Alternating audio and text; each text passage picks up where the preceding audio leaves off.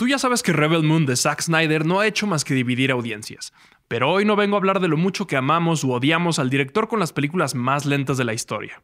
No, hoy te vengo a contar una historia que nos llega desde lo más profundo de uno de los mundos más oscuros y distantes de toda nuestra existencia: los juegos de rol de mesa. Por si no estabas enterado, hace algunos años Zack Snyder escribió lo que básicamente era Star Wars para adultos, se lo presentó a Lucasfilms, pero no les interesó la idea.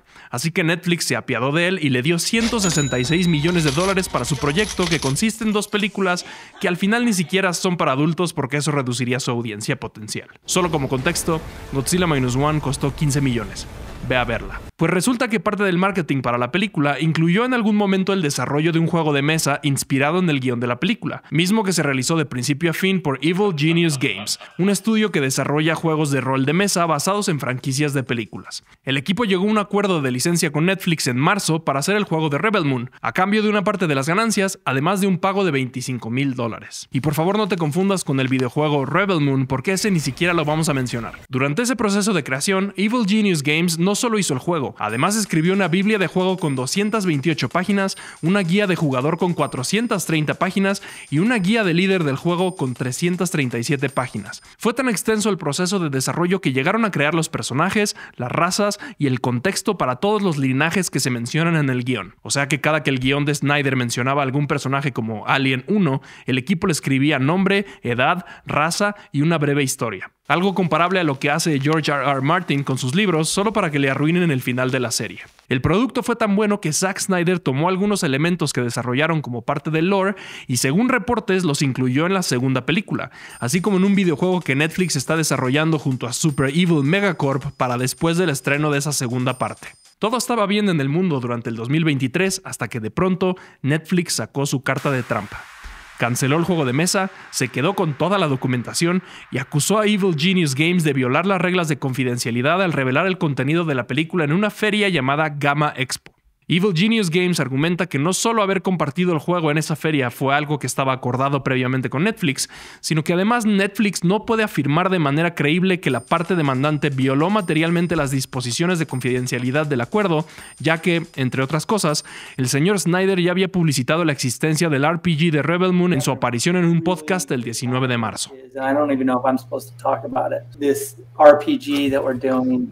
That is just literally insane. El CEO de Evil Genius Games intentó negociar con Netflix para llegar a un acuerdo, pero se negaron a recibirlo. Así que se amarró los tenis y le levantó una demanda al servicio de streaming buscando que se les recompense por el trabajo que ya hicieron, que se les dé crédito en el proyecto por su gran aportación y que se les deje publicar el juego porque ya está listo para venderse. Poco después, Netflix ofreció pagarles $50,000 al estudio para que olvidaran el asunto y regresaran a hacer sus otros juegos, pero la empresa no aceptó la oferta y siguen firmes en la batalla legal.